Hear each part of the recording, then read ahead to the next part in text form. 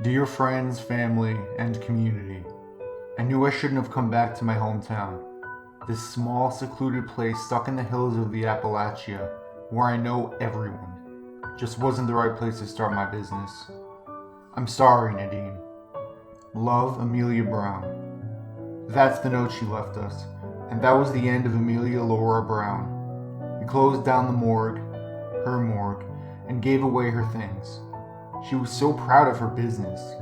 Throughout town, they said she did the best work from Boone County to Nashville.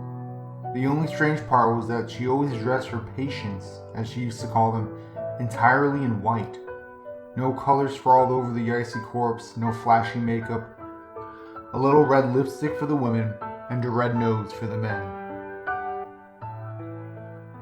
She was too young to die, too young to be in this business.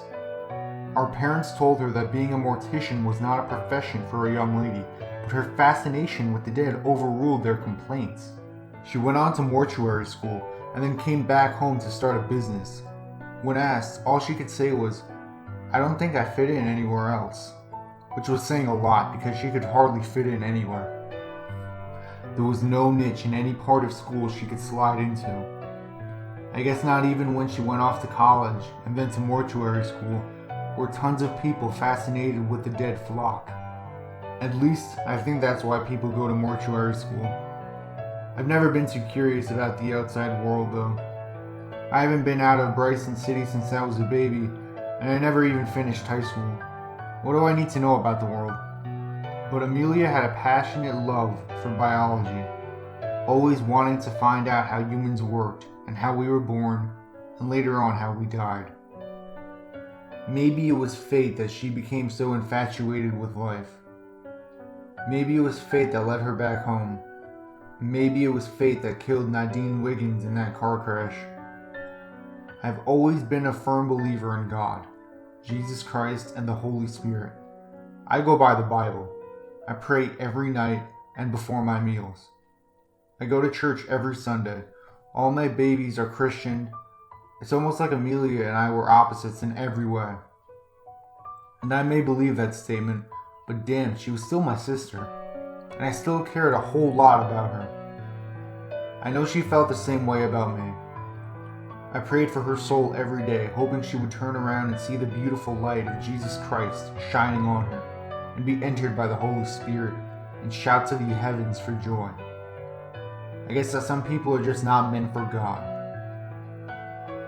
My husband says they're wrapped in sin, but I knew enough about Amelia to see that there was no devil in her mind, just a loud machine full of gears, like a clock, always ticking, ringing, wiring, on and on and on. No wonder she snaps. But last year during November, when we give thanks that Amelia had the chance to be on this earth for a while and change our lives, we decided to visit Amelia's old home. A couple of my cousins had moved in, but they didn't mind us, and we ate and drank and laughed. The kids ran around in the yard and built a bonfire, and we all sat around telling stories. I had heard a crash upstairs and yelling, and I figured the kids were roughhousing again, so I went to check on them. I came in and fixed a few scratches, then booted them out the door. The problem was the broken bed. I didn't want my cousins to know the kids broke their bed, so I tried to fix it myself.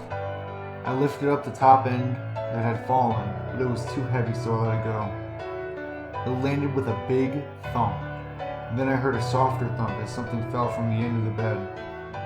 I looked under to see a book lying on the floor and picked it up.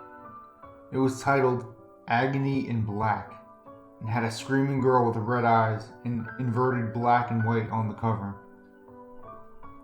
I was drunk, so I got pretty scared. I stuffed it inside my coat so the kids wouldn't get a hold of it. It was probably my cousin Frank's. I thought he always liked to read comics. Propping up the bed on a stool, I found I started to feel dizzy, so I lay down on the bed and closed my eyes. Next thing I knew, I woke up to the chirping of the birds, but the house was silent. I sat up and looked out the window to see the smoldering ashes of the fire. And then I started to hear faint snoring from some of the other rooms. I stood up, but as I did, something fell out of my jacket. I looked down to see a white piece of paper and I picked it up, realizing it was the comic book with the screaming girl. I turned it over and looked at it again. It was in a plastic taped slip, and the white piece of paper covered up the back. Looking under the bed again, wondering where the hell this thing came from, I saw the tip of something sticking out of the hole in the mattress. I got underneath the bed and grabbed whatever the tip was and pulled it out. Sliding out from under my bed with my prize, I sat down again and looked at what I snagged. It was titled in red letters, Serenity In White, and had a black and white photo of someone sleeping with red lipstick on. It was a book bound with twine, and the pages were yellowed and had some holes in them.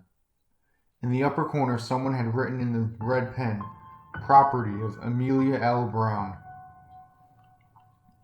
I remember saying aloud, "Oh my God," and then realizing that my cousins had kept all of Amelia's furniture in the house. Looking up, I saw that the sun wasn't up yet, so everybody would take a while to wake up. I set down Serenity in White, took Agony in Black, and out of its cover, it was full of stories. Horror stories, I guess, and some weird vampire ads. This was apparently Amelia's, and she had circled a mailing address to buy a book titled Poems for the Dead.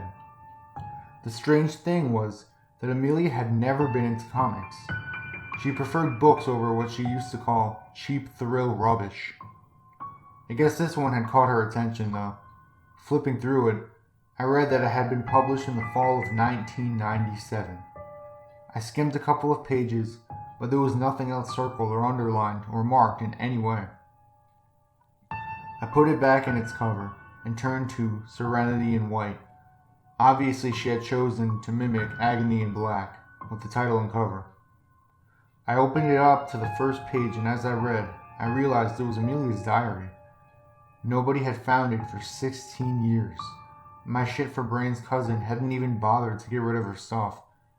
The first date was June 7th, 1993. June 7th, 1993. I finally finished school, and now I'm back home. My parents are begrudgingly proud of me, and I told them of my plans to open a morgue. I skipped a few entries and got to the grand opening of the Brown Morgue. March 19th, 1994. I've done it. I have successfully started my own business. We had a party after I announced it was open, but soon I'll have to start working. I already had a call from Mr. Waldrop that Mrs. Waldrop is dying, and he needs my services. I feel so sorry for both of them, but I am so excited for my first patient. She'll be beautiful. Amelia's morgue, being the only facility of its kind for another 20 miles, became the town's main spot for their dead to be handled. Amelia was so tender with her patients and always helped the loved ones get through their losses. But by now, I knew what I was looking for, and soon enough, I found it. October 18, 1997. I can't bear to think of it, let alone write it down, yet I must do both. My friend, my only friend, Nadine Wiggins, has perished. Her family called me yesterday in tears, telling me that she had been drunk and died in a car crash. The collision is what killed her. They say they know that I'll take the best care of her body, and they want me to be her mortician. October 19th, 1997. Oh, if only it were that simple. If I could just detach my mind from her body, from her being, then I could face what lies in the basement. She'd been down there for one day, and I can't sleep at all tonight. I have to start my work tomorrow, and I tell myself that soon it'll all be over. I had no idea what happened next. I knew she was depressed after Nadine died and had taken to drinking, but I never had a clue of how far her depression went, how far it stretched until it led into madness. October 20th, 1997. I sit with her body tonight. I lifted up her body and held her, though no tears came. Music swelled in my heart, and we danced. And we were once more together, the dead and the living waltzing to a song only I can hear.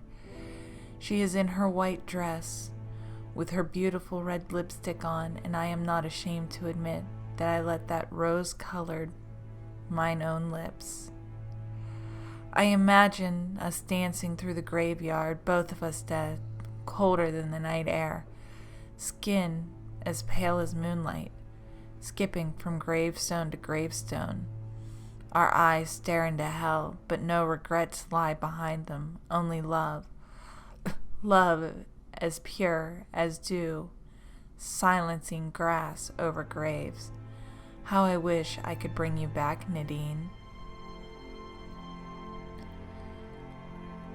October 21st, 1997. When I am buried, I cannot dance with Nadine, for my body will be old and decrepit. She will be dust. Maggots will have eaten out her own eyes, those beautiful brown eyes, and her tongue, and all the soft parts, and I will have turned to dust much sooner as an old woman. But maybe we can dance. Maybe there is a way. October 22nd, 1997. I have worked on so many familiar faces. I wonder if it is worth it to come back home. Gregory Myers, Jessica Dyer, Frederick Wilson, and so many more, all gone. So many of my schoolmates have passed away, friendly faces are dead. And I start to picture everyone with pale skin, those eyes searching for life, the limp body. Whenever someone dresses in white, I shudder.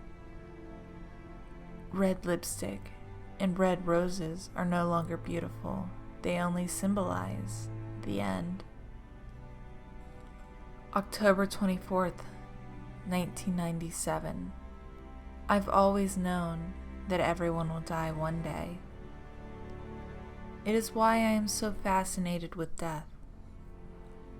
How could one person filled with so much energy and thought and feelings simply collapse and mean nothing more? I try to bring out their beauty, show their passions, and make known their names. I want to make the memory of them last for as long as it can. That is why I am a mortician. This is my destiny. Nadine still sits in my basement. She waits for her funeral. October 27th, 1997. I attend Nadine's viewing and funeral today, and everyone has told me she looked beautiful. I hid her behind layers of white, and her red lipstick sat dully on her lips. What an ugly specimen, the worst I have ever done. Her family cannot see beyond what covers her. They cannot see Nadine for who she was. They only see my beauty. I am so selfish. My destiny is not to make beautiful your loved ones for rotting. It is to show my skills as an artist using a body. I skipped ahead to a couple days before November 4th, 1998. October 31st, 1998. I wrap my hands around my throat and hope to a God that I don't believe in that this will be easier than I think. I've seen so many deaths, and I don't know the best way to die. They're all so messy. Oh God, why do I even bother? I have to keep my family proud of me. I visited the road to nowhere today, and I listened to the wind tell me I was going to die. It smelled like horse shit, and the graffiti on the walls was obscene. Life is so ugly. I've never been a very happy person, even as a child. Why wouldn't I kill myself? I've seen enough sadness to pass a lifetime. What's left for me now? An empty home and heart? I remember when Cousin Carl took me up to a tunnel and raped me till the floor was slick with blood. I remember members of the Ku Klux Klan following me home from school because I did not believe in God. All I know is horror, and all I know is despair. That is all my empty life. I am a walking tragedy. I visited Nadine's grave as well. There was some sort of dead flowers on it. November 1st, 1998. Nadine has been heavy on my mind this last year. The day she died was last month, the anniversary of her death, you could say. I don't eat anymore. I don't go out. I attend my patients, and sometimes, with the aching in my heart that Nadine has left, I dance with them. The men in their white suits prick my fingers with their roses, and the blood drips down my arm. The women in their white dresses paint my lips as red as my blood. But the children, I save the special dances for. We hop and skip, and I twirl the small girls around. They are all so perfect, so beautiful. I truly am an artist for the dead. November 2nd, 1998. My sister came by today. I told her I wanted to see her. This was my last goodbye to her. She has always been there for me, even though we were so different. She noticed my pricked fingers, and I told her that it was from picking out all of the roses. She asked who my latest work was on, and I told her it was little Charlotte May. She said, "Oh, I remember how that girl loved to dance." What I didn't tell her was that she still does. November 3rd, 1998. Tomorrow is the big day. I've called up Mother and Father, and Charlotte May has been buried. Everything is neat and tidy in the house. I hung my rope from the top of the staircase. As long as I don't receive any visitors, I will be fine. November 4th, 1998. Goodbye. And there it ended. The sun was only barely over the mountains. I prayed that Amelia was right and there was no heaven or hell. Tucked the 2 books into my jacket, and then woke up my husband and the kids went home. That night, after everyone had fallen asleep, I drove out to the cemetery beside the school and looked at Amelia's grave. The flowers we had put down yesterday were wilted and lay strewn across the ground. I looked around for Nadine's grave and found it covered in live wildflowers. I looked at the moon, and behind me, I heard the soft steps of the dead as they danced through the grass, their skin as pale as moonlight, their eyes searching a hell they didn't believe in, their howls of victory ringing through the night air warmer than their blood.